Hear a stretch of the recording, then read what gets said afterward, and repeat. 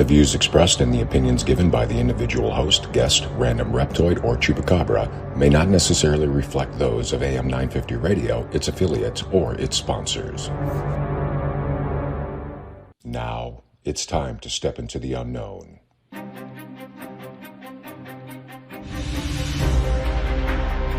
There are things people experience but never talk about. A shadow moving in the corner, flickering of the lights, a disembodied voice. We invite you to talk with us. Share your story, share your experience, because this isn't just your story, this is our story. This is GhostBox Radio with Greg Bakken. And this is GhostBox Radio on AM 950, where every night we talk about the paranormal, ufology, Bigfoot, and so much more. My name is Greg Bakken, and thank you very much for joining me tonight. Here we are. It's Casual Friday. Finally, we're at Friday. Oh my goodness, what a week it's been. But I'm going to tell you, this has been quite the week for guests on the show. And let me explain this, because we've had, through our entire time doing this, we've had amazing guests. Since we started the nightly show, we've had more amazing guests. But this has been quite the interesting week energetically. And we didn't have a show on Monday, but we had Cindy Keza on Tuesday talking, and we're talking about energy and stuff. On Wednesday, we had Bishop Rita Strugala from the Legion of Exorcists. That was a really interesting, eye-opening conversation. And then last night, we had David L. Sloan on the program, who had written the book about Robert the Doll. And that, first of all, going into it, I did not believe or understand, perhaps understand might be the better word, what you have to do to have a good conversation about Robert the Doll. And it was a very, once again, very eye-opening. And last night's interview was very intense. It's in a lot of different ways. And I would ask anybody who missed it, go to ghostboxradio.com and find that episode. It should be, once you scroll through the events on the main page, there is that's where all the old episodes are, past episodes, I should say, and take a listen to it. It's a very, very interesting conversation, and very much, I think David L. Sloan definitely is coming across as the truly the person who's watching over the well-being of Robert the Doll. That's the way that I took it, at least. So I'd be very interested in what you all think about it. We had a very lively group last night with a lot of questions about everything to do with Robert the Doll. They were very good questions. We had very good questions the night before with Bishop Rita as well. And, that's what really made the program very, very good. Because these questions were coming through, and it's well worth taking a listen to it if you haven't. And I'd love to know your opinion, obviously on all the episodes, but really what we talked about with Robert the Doll. And we're going to be talking more about haunted objects here in a couple minutes. But please send me your thoughts after you listen to it over at comment@ghostboxradio.com. That's comment@ghostboxradio.com. Send me what you think. I'd be very interested in knowing what that is. It's just really just an incredible conversation. So tonight, kind of what we're going to do, as always on Casual Friday, we're going to read some listener mail and comments. We're going to do.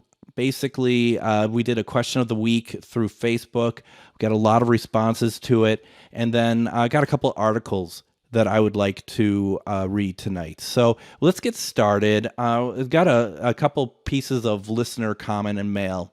And the first one, an email that came through was, "Hello, Greg and Adam." Whatever. I enjoyed your episode with Cindy Keza, and also really enjoyed your interview with Steve DeShavi when you were on KCOR in Las Vegas. And the person is saying so because We played part of the Steve DeShavi interview I did back in 2019 when my show was on KCOR. How long have you been doing this radio show? And is there a way I can hear old episodes of GhostBox? So it's a really good question because we're trying to figure a couple things out. But I had been doing GhostBox radio in some form or another since 2015. And it really started on a paranormal group that's still around now called Live Paranormal. And at that point, it was called Minnesota GhostBox Radio because we were from Minnesota. And I wanted to include that in there. But the thing is that I think I only did just a few episodes, maybe 6 episodes on Live Paranormal. I went to another paranormal network called ParaX, that they're still around. They still have a bunch of really good paranormal radio shows. That's para-x.com, if I'm not mistaken. And then after that, I moved over to KCOR in Las Vegas. I didn't live in Las Vegas, but the show was broadcast out of Las Vegas, and we did a lot of interviews there. I was on there for a few years, and we had a lot of great guests, and we accumulated a lot of episodes. And then in 2020, I moved over to AM 950, where we had. Once a week, we were doing the show on AM 950 and ended up with doing a good enough job, I guess, where we were asked to move to 5 nights a week. So that has accumulated a number of episodes over the course of the last 9 years. So what I'm looking at now, and I hope that people might be interested in this. And if you are, let me know in the comments. Let me know through comment@ghostboxradio.com. I have a Patreon going for GhostBox.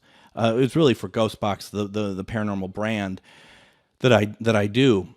And I'm thinking about putting many of these episodes available through the Patreon for like $2, $3 a month, something like that, to have access to this. And then we're going to have another tier that's going to have some rarer stuff and also some bonus stuff like longer interviews and other content, like maybe a few times a month, some new extra stuff.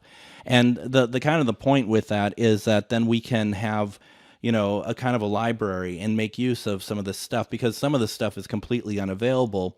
But at the same time, there's some really good interviews with people who have passed now that are good for, they're really good interviews, good conversations. One that springs to mind is a woman by the name of Wanda Kay. And Wanda was somebody who helped out over at Bobby Mackey's Music World, and a lot of people know what that is. It's a very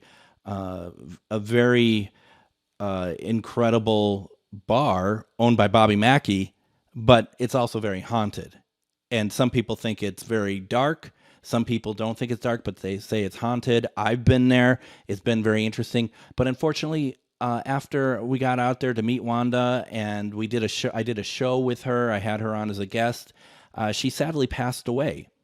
And that is something that that really still to this day makes me very sad, because she was such a wonderful person. But those episodes should be made available, and I currently really don't have a place to put those at the moment. So, and honestly, it'd be nice to make a little bit of money off of what we have here. So hopefully some people might be tempted to do a Patreon of a couple different levels, and from there see if, have a listen. And I'm just trying to figure out the best way to put it on Patreon. So that's where I'm at with that. That's a very long answer, but that is currently what I'm thinking, so that some of these older episodes can be made available to people, because I really enjoyed it for myself, listening to the Steve DeShavi interview. So I thought that was really cool.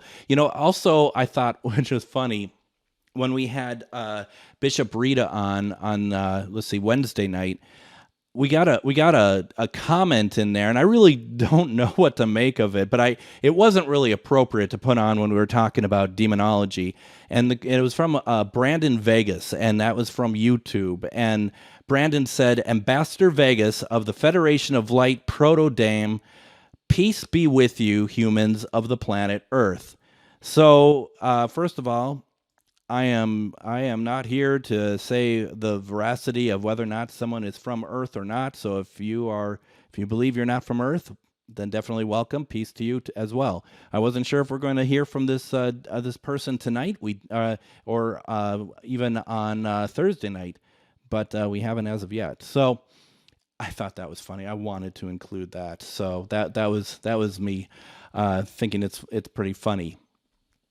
The one thing, though, I wanted to kind of talk about. So I asked the question earlier this week on Facebook, on a couple of Facebook places that I post, like GhostBox Radio with Greg Bakken.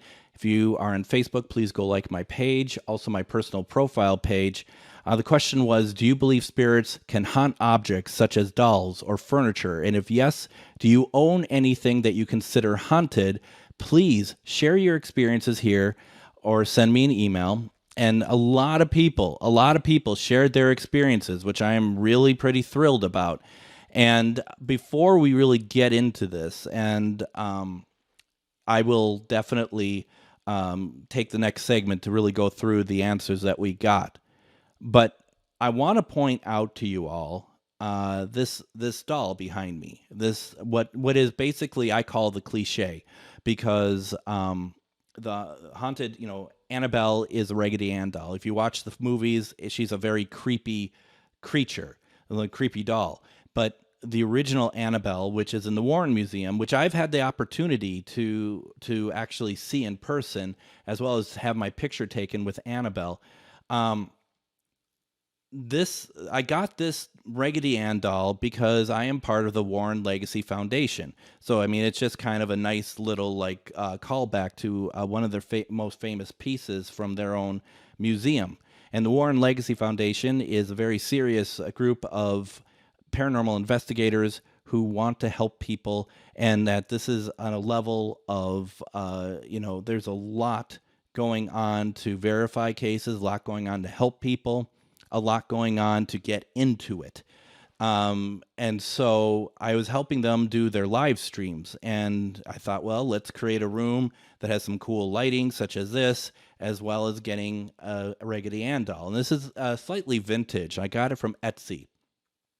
And so here I am. I get this doll, and it was really kind of weird to get the doll because there was some kind of mistake made, I believe, if I remember correctly, that there was a confusion between the buyer and myself, and I thought I lost the doll, like I wasn't going to get it.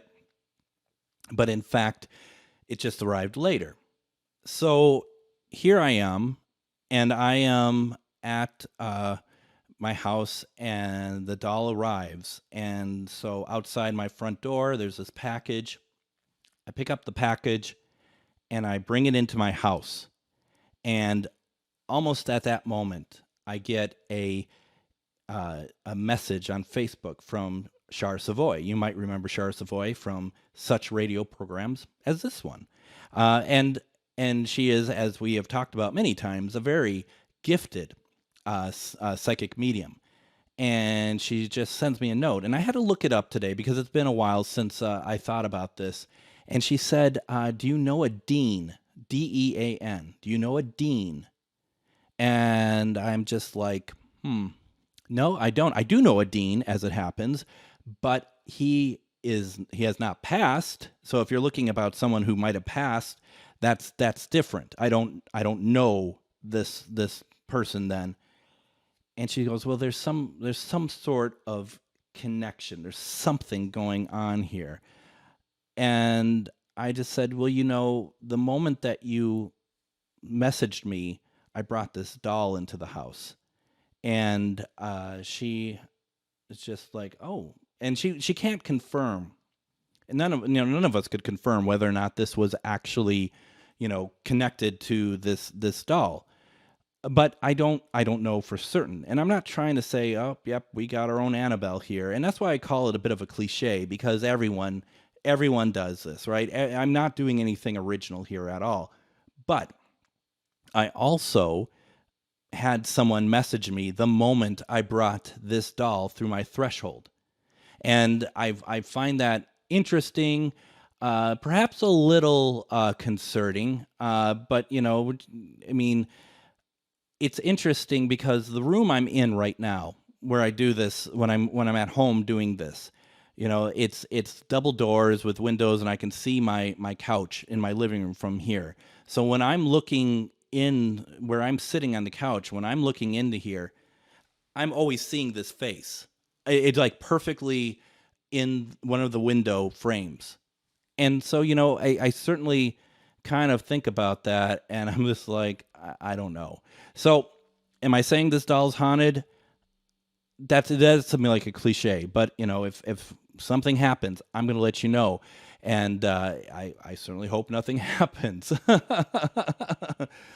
Why don't we go ahead? Let's take our first break. When we come back, we're going to read through some of the Facebook responses that we got, and we're going to kind of talk more about haunted objects and people's experiences. You're listening to GhostBox Radio on AM 950.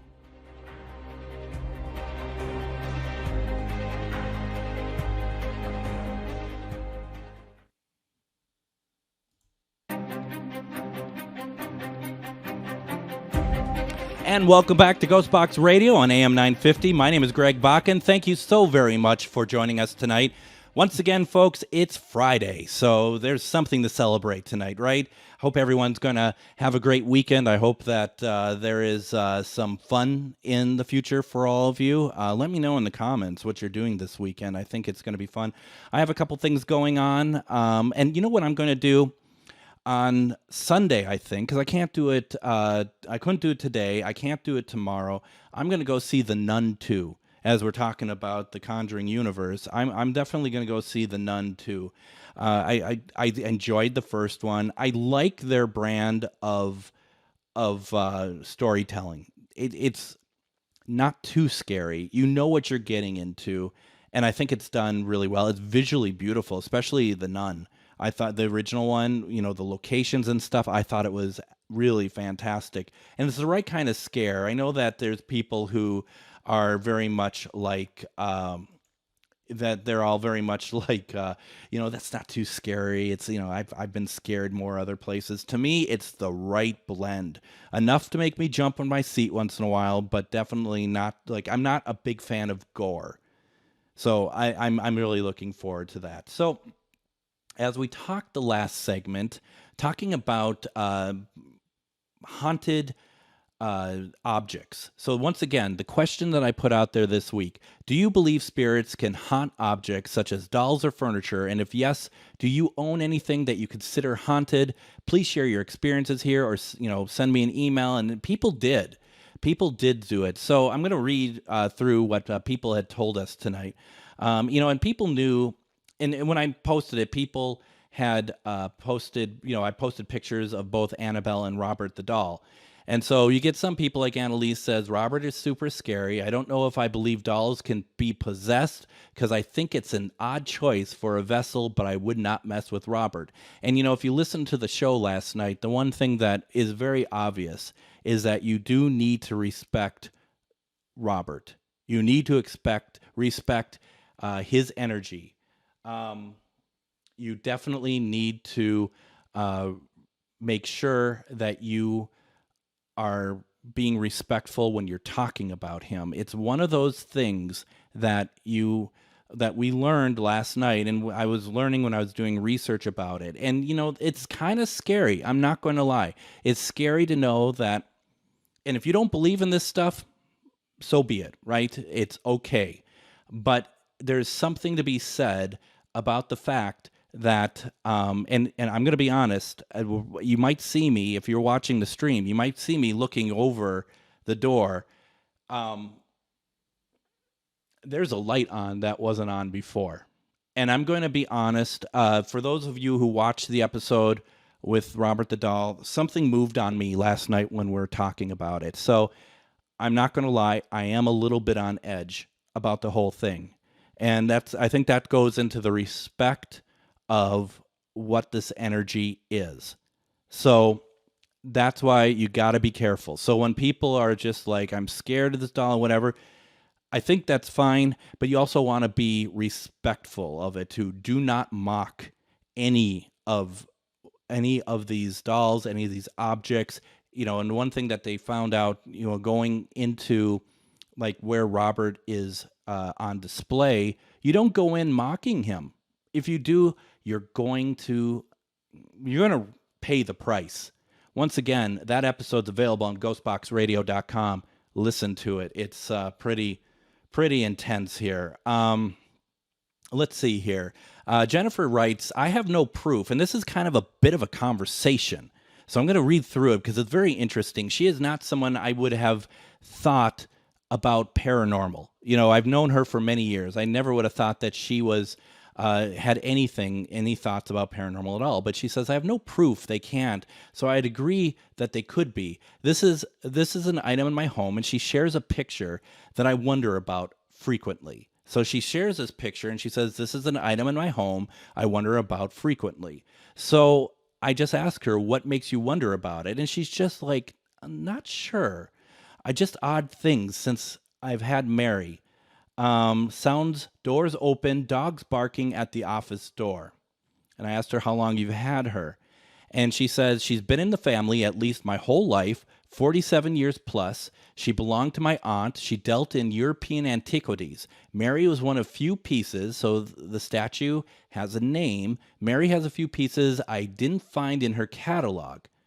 That said, I've got a few of her pieces in my house, so who knows? My parents don't remember too much about the history. So there's that sort of thing where it's just like there's some, that intuition comes through. Brianna says, yes, objects can totally be haunted, especially if you're the one that put them there. In addition to several haunted crystals, I also have a talisman I got at the Hmong market that allegedly has a spirit of a monk attached to it. And Jacqueline says, I've had some strange interactions with red wax covered box, including 2 photos taken months apart of me holding it, which were strange. And you got to be careful. There's those boxes out there. I don't know if you ever seen them like on eBay that people will put out there that these are boxes that have spells in them and that they are coated in wax. And if you break open the wax box, you're going to release whatever's inside there. And there are a lot of different takes on this, whether you believe or you don't believe. But honestly, that is something that, if you see them on eBay, in my opinion, stay away from it. You don't know what you're messing with. A lot of this stuff, we don't know what we're messing with. You think about the doll, and you think about when you bring in antiques into your house, you need to sage them. Even if you're not into the paranormal, you should really sage everything that comes into your house, because that is, you don't know what energies you're bringing in. And I've had a number of people talk to me about that. When I worked for Carmichael Lynch, the CEO, he had told me that he had brought some stuff from an antique store into the house, and they're not quite sure what was going on with some of the stuff in the house. Now, going back to the Facebook stuff, Anita says, hey, Greg, yes, objects can house spirits. Many cultures use them for such purposes since the advent of recorded history. They can be made for this purpose. She says she has a few, and they can get stuck in an object, choose to settle in an object, or be bound to an object. Binding them to an object is my favorite way of dealing with a troublesome spirit. The most obnoxious spirit I have wasn't bound by me. It's stuck in a bracelet. Pretty sure they've mentioned it before. It's one that did all the damage to the house. I'm about to get another such item, but this time it's more positive situation. If you would like historical, anthropological information on such figures, I'd be happy to dig that out for you. Well, I appreciate that very much. Thank you very much, Anita. And that's, something that I always find interesting. There are people who I think take the cue from the Warrens, and I know people who do investigations, and that they want to take like one thing like from the investigation with often with permission to add to their collection. And I worry about that personally. That's not my way to vibe, but you be you. But I've also seen people who take stuff not from people's houses, but from like graveyards and stuff without permission. And that's a whole different beast. That's not great. And they feel they get their comeuppance. Every single time I feel they get their comeuppance. They tell me stuff, and it's just like you shouldn't have taken it, and yet they do. Going back, remember our friend Anna Maria Manalo, who wrote Night Visitants. We talked to her, and she says we got a book. She got a book about it. She wrote a book about it. Of course you did, Anna. Of course you did. It's called Haunted Heirlooms. And you know what? Let's get her on the show. Let's talk about it at some point. It's such a great subject. And, she scared the you-know-what out of us the last time that she was on. Do it again, right? Might as well. Let's see here. Interesting one. Kelly says, I think some items could be haunted or cursed. I don't think, it's just her opinion, that it happens often, though. I've always thought haunted dolls made the most sense. She says it sounds crazy, and I don't think it sounds crazy, because if you're a spirit, want to attach to something, why not pick a human-like structure? I totally agree with that. Now, she says, funny story, I had a friend who had accidentally over-ordered some mood rings for her booth at the farmer's market. She tried selling them as bulk items, discounted, etc. on eBay, Craigslist, around 2010 with no luck. I jokingly suggested to mark them as cursed items and list them individually on eBay. They sold out, and she made a huge profit. It's funny, and hopefully, Kelly, you got a profit from it. That you got a little bit of something from that for the idea. That's the funny thing about it. And I know that I'm reading, and some people were just kind of like, "Oh, you shouldn't have done that," or "They don't do that." It's like, you know what? I think it's more in my mind of a commentary on the fact that there are people who suddenly are super interested only because it says it's cursed. And that actually troubles me personally. I don't know about you all, but it actually troubles me quite a bit, because why do people want to buy cursed objects?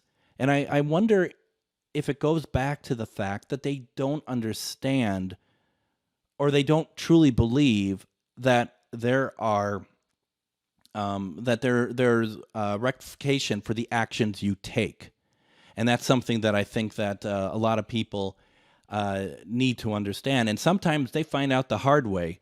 Now, my friend Will says, my son and I had this discussion about a week ago. The result? We felt like describing it as an attachment seemed more likely. So more of an attachment than something haunting something, which I think Will, you and your son are spot on, though I think it can work both ways, in my opinion. Something about a specific object, Will says, that the spirit just hangs with because of some connection to it they had. So, in the case of some of these haunted dolls, who knows where they may have come from? But I think to Will's point, what if, and I know somebody actually, now thinking about it, I think their mom is attached to some jewelry. And because there's been some action and reaction around there. So I wonder that. Anthony says, yes, I do believe. Sarah says, yes, but I think it depends on your definition of haunted. We are aware of spirits that hang out in houses, castles, businesses. All are structures. Items are also structural. So yes, spirit can be furniture of any item or any items that are or were around people, animals, etc. I also think that it has a lot to do with the intention of spirit. I have a rock my mother gave me when I was seriously ill. I carry it every day. If not in my pocket, then in my purse. It reminds me of her. It is infused with her love. Is it haunted? Not sure, but I do know I feel her presence when I hold it. Depends on your definition. I think that's fantastic, Sarah. Thank you very much for that. And I think what's really interesting about that, do we call something haunted because we don't understand it? But if it's something that we know is from a loved one, that's a totally different thing. Bob says, I don't think objects can be haunted, but spirits or entities can manipulate them for their own use. John says, yes, I've owned a haunted doll, 2 haunted cameras, and several mystical rocks. Dale says, yes, I think they could take over objects as well. And Sarah says, after a friend of mine's mother passed, he gave us this beautiful heart-shaped velvet chair with wood trim. Almost immediately after bringing it into my house, we started hearing and seeing things. We had it for about 6 or 7 months. Then I put it outside for a garage sale. Never again. And that's a very interesting piece there because after a friend of mine's mother passed away, to me it sounds almost immediately like what's going on here is that maybe the mother did not like this chair be given away. Maybe she had more of an attachment, so to speak, to the chair than just seeing that it's just be given away to some neighbor instead of being kept in the family. That's just a possibility. I am not too sure. I mean, but that's what it sounds like to me. Kim says that no experience, but I absolutely believe objects can be haunted. And I don't know. Once again, I know I keep going back to the episode last night, but if you listen to that, it is, without a doubt, because you're talking thousands of people who have had similar activities after visiting that doll in the museum. It's something you have to pay some kind of attention to, don't you? I mean, don't you? That's the way I see it, at least. I mean, there's a lot going on there. So that's our question for this week. I think there's some very intelligent answers there. Thank you all very much. We'll be doing it again. I don't know if next week, but in a couple weeks, we'll be doing another question of the week and talking more about what's on our mind. And thank you for sharing everything on it. What we're going to do now, let's go ahead. Let's take another break. When we come back, we're going to read some articles that we have found that I think are interesting. For those of you who saw an image on my art for tonight, you're wondering what it is, we'll talk about it when we come back. You're listening to GhostBox Radio on AM 950.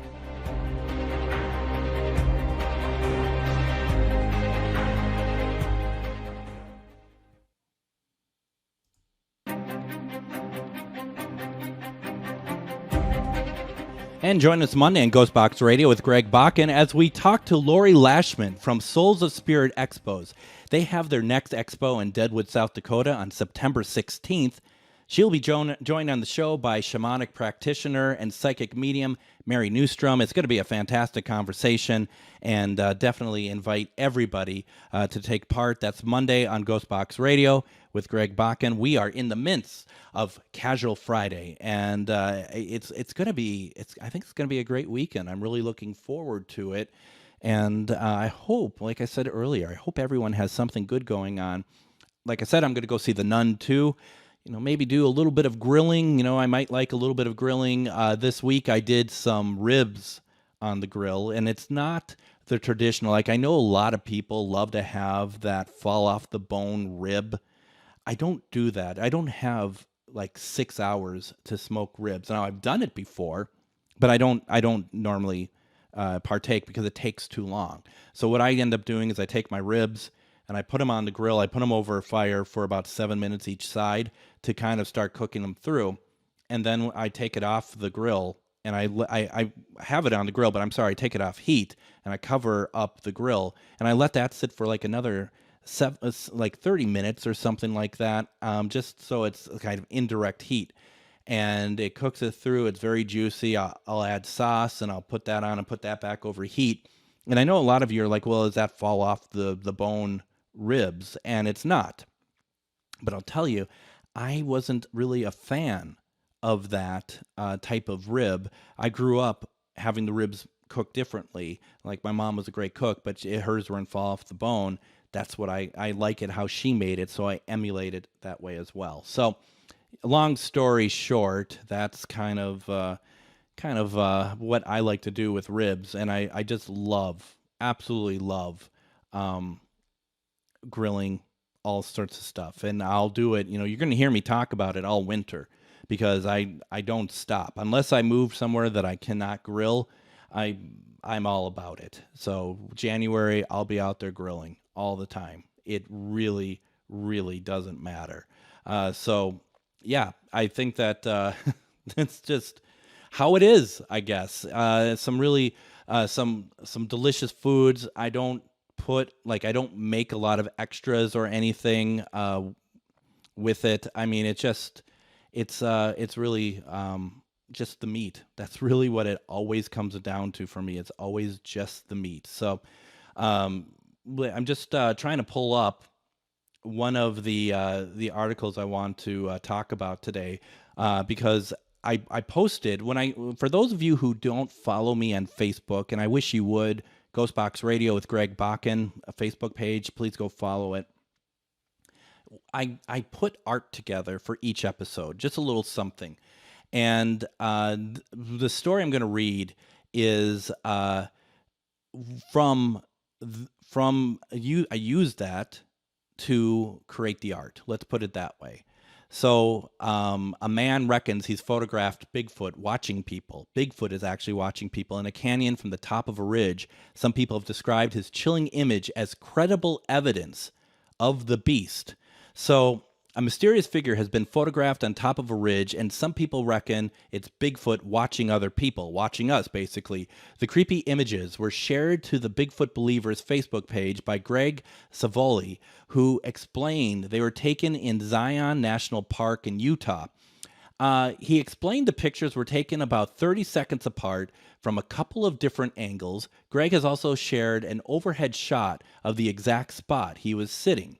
There's no huge natural formation in that exact spot, basically saying that explains it away. Two images are zoomed out and show the ridgeline. In one, there is a strange black figure, where in the other, there is not. So that's smart that they're taking two pictures. One zoomed-in image shows a small black mass peering over the ridge, where in the other, the full figure is visible. Some people commenting on the post thought it was more likely a human. Justin Alvey said 5.1 million people will visit that canyon this year. Seems more likely to be a human than Bigfoot. Kind of have to agree with you all on that. Besides, if Bigfoot was in the neighborhood, why wouldn't he hang out in one of the 200 canyons within 50 miles that gets 100 visitors a year instead of one that gets 5 million? Once again, a good point. Greg said it was a good point, and I just did, but suggested Justin's argument was based on presumptions about Bigfoot's behavior. Greg replied, maybe he likes to watch people. Maybe it doesn't count people or know the stats of any particular canyon. Maybe no one can get to where it is. Once again, okay, I'm buying that. I get that. Maybe it was just passing through the area on its way to a less popular area. It's a very intelligent animal that we have no idea about how it thinks. Now, there are pictures, and I got this through the dailystar.co.uk, and there are pictures of this being, and it really is nondescript. But even worse, they zoom in on the picture, and it is the worst possible thing you could do because it is so pixelated. It is so bad. Why did you even bother doing that? That's what I kept going back to. It looks like it's like a graphic from Minesweep in the early 90s. It is absolutely ridiculous. And I use that as my image because it's just so silly that they did that. It's like, is this really? And underneath it says, could this be Bigfoot? No, actually not. So I think Greg says then, let's apply the same logic to being a human being. A massive 3-foot wide hiker. It was UK, so it's going to be a different measurement of unit. Hiker decides to dress in all black from head to toe and hike on smooth 45-degree angle mountain for a few hundred feet up a canyon where there's no hiking trails, alone in 90-degree heat. That also doesn't make a whole lot of sense. I don't know. Other commenters were more convinced by Greg's photo. One said the proportions look correct, and that certainly looks like an arm on the left. A second said, I would say this is credible evidence. And another reply, Greg said he wasn't looking for Bigfoot and only noticed the gorilla-shaped mass when he was at home processing the photos he took. I don't know. I don't know what to think, and I'll put this on the Facebook page, and we can all kind of look at it together and see. Um, the argument in my mind that this is something that why would a hiker go on this? I mean, but we all know, quite frankly, that hikers do stuff, or people scale mountains or whatever. That's what they do. They like a challenge like that, and I think that's what was happening here, possibly. So that's my take on it, at least. Love to hear your take on it as well. Residents in Waynesboro, Virginia, known for the 1960s UFO sightings, were treated to an unusual sight recently. A bright train-like glow in the sky that abruptly vanished. The UFO hotspot stirred up intrigue once again as locals reported the mysterious event on Friday night, September 1st. So this was, 8 days ago. Decades ago, in December 1964 and January 1965, reports a metallic ship and an upside-down spinning top toy emitting a strange blue glow fueled speculation about extraterrestrial encounters in the area. However, this time the lights were from a Starlink satellite. I was just going to say that had to be what that is. Scheduled to be visible in the region around 9 p.m., Elon Musk's SpaceX, which operates Starlink, acknowledged the sightings on social media. While the lights caused alarm for some who contacted the police, local reports reassured the community that Starlink satellites are not dangerous, but can be surprising to those witnessing them for the first time. And it is. There's something unique about them for sure. Let's see. Starlink's mission to provide high-speed internet access, especially in underserved rural areas, with plans to launch 1,000 more satellites into Earth orbit. Similar incidents have occurred in nearby regions, rekindling memories of the UFO frenzy from 1960s in Virginia.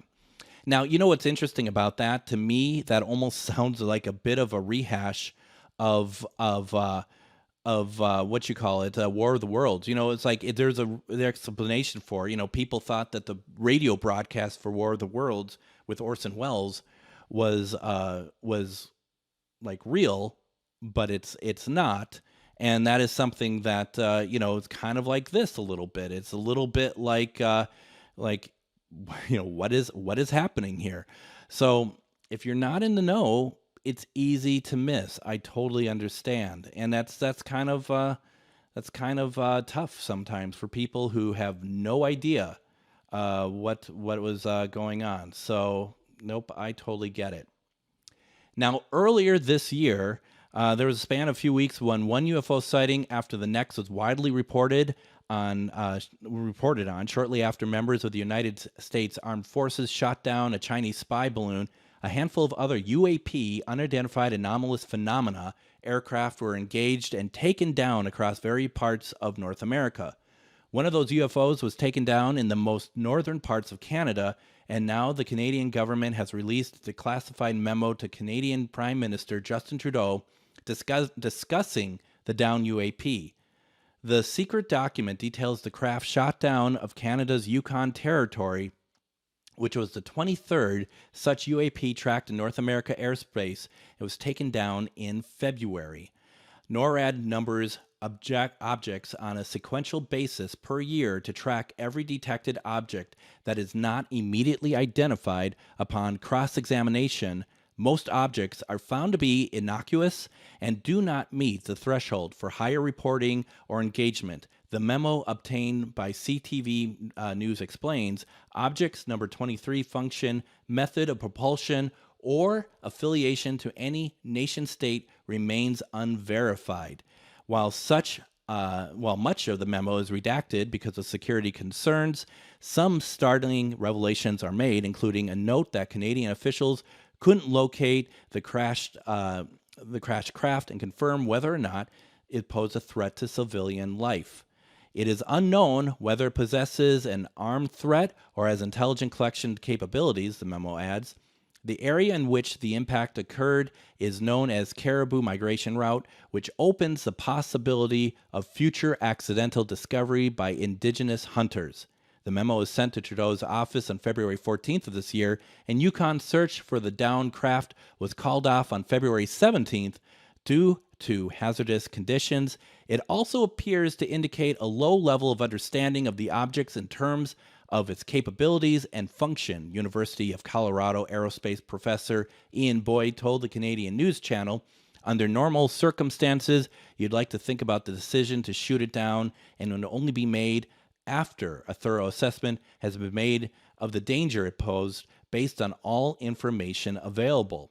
He added, "We have gone from a crazy few days where 4 objects were shot down to nothing in 6 months since. It would be interesting to know what changes and procedures, if any, have been taken or undertaken by NORAD or other organizations charged with protecting Canada and the U.S. I tell you, I think we're just going to get more of this. I think, and there's so many things that are happening that we do not have a ton of control over, that we don't know about. And I include like drones and other things with that as well. So I think that, there is just a lot happening. And, we're going to have to kind of make that distinction, if you will, between, is this something that really we need to worry about, or is this something that is earthbound, like stuff that is happening from around our country that citizens are putting up and putting in the air, or is it like some sort of other country threat? There is so much. I don't know. There's going to be, I think we're going to have a lot of interesting things come up here, and I'm not saying it's going to be good, but I think that these UAPs, whatever they are, whether it's from out of this planet or we're making ourselves, I think there's going to be a lot that we're going to have to figure out. So as we wrap up the week, don't forget Monday, we will have Lori Lashman on from Souls of Spirit Expos, and joining her will be shamanic practitioner and psychic medium, Mary Newstrom. Please make sure to visit GhostBoxRadio.com to find past episodes of our radio shows, and like us over on Facebook at GhostBox Radio with Greg Bakken. Definitely would appreciate that if you could do that. And also, send any comments or feedback to comment at GhostBoxRadio.com. And don't forget to check out the best of GhostBox Radio, airing Saturdays at 8 p.m. and Sundays at 4 p.m. on AM 950. And then finally, whether you're chasing spirits or just drinking them tonight, please be careful out there, and we'll see you Monday as we talk to Lori Lashman from Souls of Spirit Expos. Everyone, have a great weekend and take care.